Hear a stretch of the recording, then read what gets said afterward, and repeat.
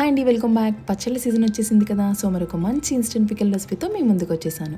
Last week నేను ఒక instant pickle రెసిపీని షేర్ చేశానండి, ఉసిరికాయ నిల్వ పచ్చడి. మీలో ఎవరైనా చూడకపోతే లింక్ డిస్క్రిప్షన్లో ఇస్తాను, ఒకసారి చెక్ చేయండి. సో ఫస్ట్ ఈ కాలీఫ్లవర్ కోసం ఇలాంటి మీడియం సైజ్ కాలీఫ్లవర్ని తీసుకొని మనం మామిడికాయ పచ్చడి కోసం ఎలా అయితే ముక్కల్ని తీసుకొని శుభ్రంగా వాష్ చేసుకొని తుడుచుకొని తీసుకుంటామో అలాగే కాలీఫ్లవర్ పీసెస్ని కూడా ఇలా చిన్న ముక్కలుగా కట్ చేసుకొని వాష్ చేసుకొని ఎలాంటి తడి లేకుండా తుడుచుకొని తీసుకోండి. సో నెక్స్ట్ ఇందులో ఇలాంటి మీడియం సైజ్ టీ గ్లాస్ తీసుకుని దాంతో 1/2 గ్లాసు ఉప్పు, 1 టీ స్పూన్ పసుపు, 1/2 గ్లాసు కారం, 1 టేబుల్ స్పూన్ మెంతిపిండి, 1 టేబుల్ స్పూన్ ఆవపిండి, అలాగే నెక్స్ట్ 1 టేబుల్ స్పూన్ వెల్లుల్లి పేస్ట్ను కూడా వేసుకొని ఈ కాలీఫ్లవర్ పీసెస్ అన్నీ ఒకసారి బాగా కలుపుకోండి. ఇలా కలుపుకున్న తర్వాత నెక్స్ట్ అదే టీ గ్లాస్తో 1/2 గ్లాస్ నిమ్మరసాన్ని కూడా వేసుకోండి.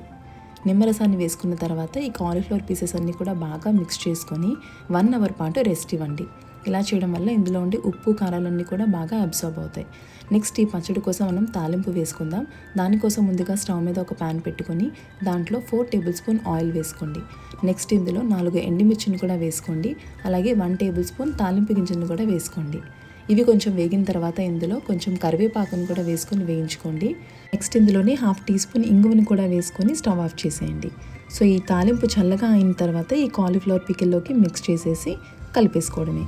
అంతే, కాలీఫ్లవర్ పికిల్ ఇన్స్టెంట్గా రెడీ అయిపోయింది.